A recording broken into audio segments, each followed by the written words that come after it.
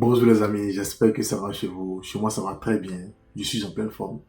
C'est vrai que ça fait quelques jours que j'ai pas posté de vidéo. J'ai reçu plein de messages me demandant, Monsieur Bida, qu'est-ce qui se passe? Je suis bien. J'ai eu un petit content. C'est ce qui a fait que j'ai pas pu poster de vidéo. Mais je suis là parce qu'on a un business inachevé. Dans ma dernière vidéo, je parlais de la réussite. J'ai quelques éléments encore pour vous aujourd'hui. J'ai 3 éléments qui vont vous permettre d'accélérer votre réussite, que vous soyez aux États-Unis ou pas. Donc, sans plus tarder, nous allons commencer. Si vous êtes nouveau ici sur notre chaîne, soyez la bienvenue. Je suis Beda de Happy Diaspora. Ici, je vous aide à développer un mindset pour atteindre vos objectifs beaucoup plus rapidement. Je fais des vidéos sur la productivité. Je fais aussi des vidéos sur comment développer votre présence en ligne. Et pour toutes les personnes qui vivent déjà aux États-Unis ou pour celles qui désireraient vivre aux États-Unis, je partage des trucs et astuces sur les États-Unis. Donc, si vous êtes intéressé par l'une de ces thématiques, il y a 2 choses que je vais vous demander de faire. La première, c'est de vous abonner. Merci de le faire. Et la seconde, c'est d'activer la cloche de notification. Quand vous avez fait ces 2 choses-là, vous allez recevoir toutes nos vidéos à temps réel. Dès qu'elles sont postées, vous allez recevoir une notification qui vous dit que vous avez reçu une vidéo de Happy Diaspora. Tout d'abord, avant de commencer, quand on parle de réussite, 2 personnes ne vont pas vous donner la même définition de la réussite. Chacun a sa définition de la réussite. C'est ce qui fait que vous ne devez pas regarder l'ascension de l'autre et le comparer au vôtre. Si vous n'avez pas regardé la vidéo de la dernière fois, c'est cela que je parlais, donc vous pouvez faire un tour, la regarder. Mais aujourd'hui, je vais partager 3 éléments clés qui vont accélérer votre réussite. Parce que la plupart du temps, on accuse les autres.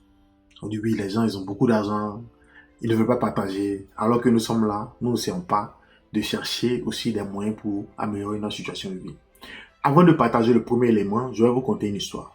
Si aujourd'hui vous êtes là, assis avec votre ami, votre meilleur ami, dans un café, en train de boire un café ou encore un chocolat chaud, parce que j'aime bien boire le chocolat chaud, et il y a un passant qui passe avec un poison et qui le met dans votre café. Par inadvertance, vous ne savez pas, vous n'avez pas vu, si vous buvez le café, qu'est-ce qui va se passer? Vous allez certainement mourir. Changeons le scénario. Et si votre meilleur ami qui est assis à côté de vous tient le poison dans sa main et qui le met dans votre café et que vous le buvez? C'est le même résultat qui va se produire. Vous allez certainement mourir. Donc, juste pour vous dire que chacun de nous doit prendre soin de sa vie. Chacun de nous doit être responsable de sa vie.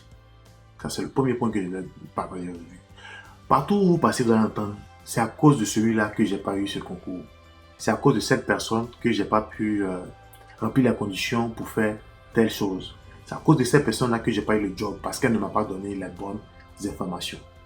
Mais en réalité, cette personne-là, souvent, les gens ne font pas exprès. La personne peut avoir une information et l'information n'est plus d'actualité aujourd'hui. Et elle vous donne l'ancienne information sans pourtant penser vous faire du mal. Donc, vous qui êtes la personne concernée, ici, les Anglais utilisent le mot accountable. Donc, si vous êtes vraiment concerné, quand vous demandez à quelqu'un, faites vous-même vos recherches après avoir demandé. Il y a tous les moyens qui sont là à votre disposition. Je le dis parce que il y a certains de nos frères et de nos sœurs qui vont arriver ici aux États-Unis. Quand vous arrivez, vous ne maîtrisez pas bien la langue. Donc, vous allez beaucoup demander aux personnes qui sont déjà là sur place. Pas qu'elles veulent vous faire du mal. Elles ne veulent pas vous donner de fausses informations. Mais souvent, elles n'ont pas les informations actualisées. Parce que les choses changent et ces personnes-là sont ici. Ça fait quand même un bout de temps. Quelqu'un qui est arrivé aux États-Unis, ça fait 5 ans. Vous lui demandez comment on fait une carte d'identité. Elle va vous donner la procédure de 5 années en arrière. Parce qu'elle n'a plus ces choses-là dans sa tête. Donc, si vous avez besoin de ce genre d'informations, quand vous demandez à quelqu'un, vous avez des moteurs de recherche. Partez sur le site officiel de l'organisme ou bien de l'école qui donne les informations. Si vous voulez partir dans une école, vous partez directement sur le site de l'école pour avoir les informations fraîches.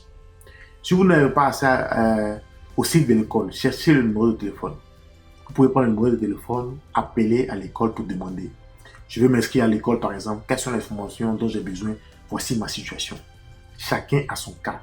Chacun doit être responsable. Il faudrait qu'on arrête d'accuser les autres. Ce n'est pas leur faute. Les gens ne veulent pas nous faire du mal. C'est nous qui sommes paresseux. Nous ne voulons pas aller au charbon. Nous ne voulons pas aller à la source pour avoir la bonne information. Et si vous le faites, par exemple, vous devez entrer dans une école, malgré que vous avez toutes les moyens. Si vous n'avez pas pu entrer dans l'école là à temps, votre rêve peut être brisé. Peut-être que la seule chance que vous aviez pour devenir quelqu'un dans cette vie-là peut être brisée. Donc, faisons attention. Allons-y à la source pour prendre la bonne information. Vous pouvez aussi envoyer des emails. Vous pouvez envoyer un email si vous n'avez pas de numéro de téléphone. Quand vous arrivez aux États-Unis, même partout où vous êtes, quand vous demandez une information à quelqu'un, allez-y toujours aussi à la source pour vérifier l'information.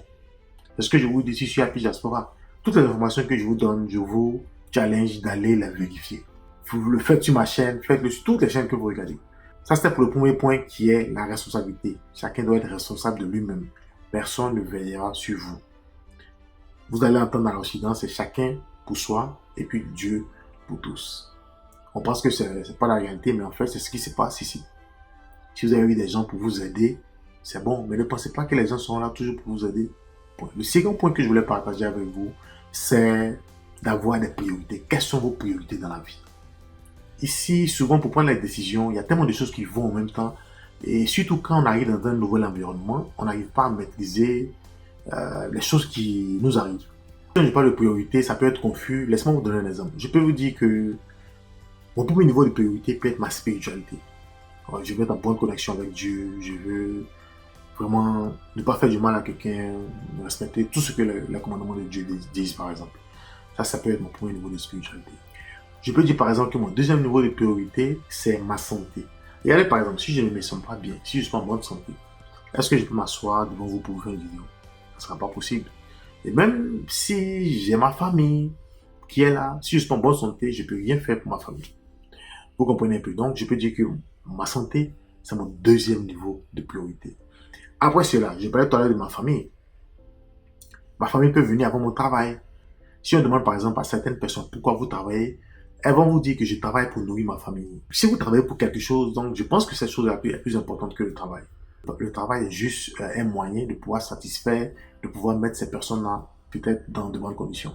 Donc je peux dire que la famille peut venir avant le travail. Et après la famille, le travail. Après le travail, il y a d'autres choses. Ça dépend d'où vous êtes dans la vie. Si vous êtes encore étudiant, peut-être que vos études vont venir après. En fait, ce n'est pas des choses fixées, c'est juste un exemple que je vous ai donné. Chacun de vous pourra établir son niveau de priorité. Et quand vous avez établi votre niveau de priorité, quand des situations vont se présenter devant vous, vous allez pouvoir réagir. Je vous donne un exemple simple. Votre enfant ou bien votre épouse est malade et puis vous devez aller au travail. Comment vous décidez de rester à la maison ou bien de partir chercher de l'argent? Vous dites votre bébé est malade, vous allez laisser ce bébé-là pour aller chercher de l'argent. Est-ce que votre conscience va pas vous gronder? Souvent, ce sont des choix difficiles à faire. Vous pouvez aller au travail, puis vous êtes au travail, puis mais votre cœur est à l'hôpital parce que votre fils est à l'hôpital. Vous comprenez un peu ce de quoi je veux parler.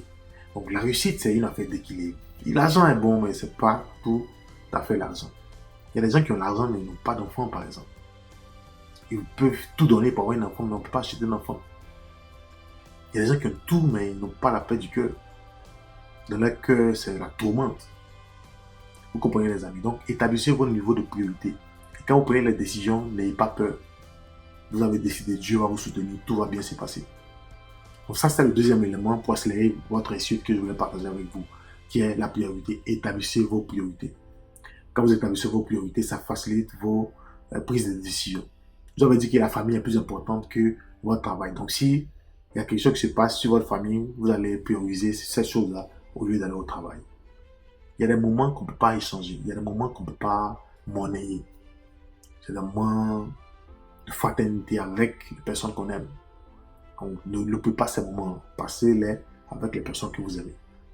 Mon troisième point pour accélérer la réussite ici n'est pas long, il est vraiment simple. C'est d'arrêter de prendre des raccourcis. Vous avez la majorité des choses sur la terre ne vous seront pas données sur un plateau d'or. Vous devez aller les chercher. Et si vous avez pris les raccourcis, les choses ne marcheront pas comme vous voulez qu'elles se passent. Donc les amis, évitez les raccourcis.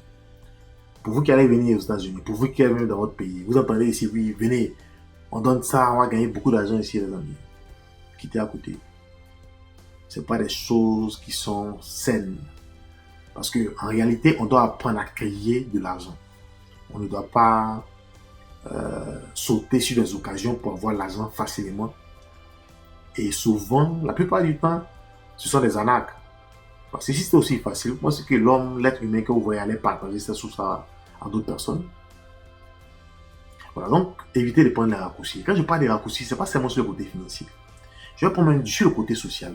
Vous êtes dans une communauté, vous salissez d'autres personnes pour pouvoir avoir un bon nom, par exemple. Ou bien vous salissez d'autres personnes juste pour qu'on dise que vous êtes gentil. Ça, ce sont des raccourcis. Et c'est des choses qui attrapent. C'est des choses qu'on doit absolument éviter dans la vie. Quand on parle de réussite, c'est de pouvoir marcher et puis être libre et puis ne pas avoir de remords. Quand vous voyez quelqu'un, votre cœur ne bat pas. Donc si vous voulez marcher dans la rue et puis ne pas avoir de remords, arrêtez de prendre les raccourcis. Vers la fin, ça retombe sur vous. Parce qu'il y a un proverbe africain qui dit, quand vous jetez votre salive en l'air, ça retombe sur votre nez. Donc c'est des choses qu'il faut éviter pour pouvoir accélérer votre réussite. Donc les amis, c'est tout ce que j'avais à partager avec vous. Partagez-la à d'autres personnes. Ce sont des principes de la vie. Il ne s'agit pas seulement d'écouter la vidéo, mais aussi de les appliquer dans votre quotidien.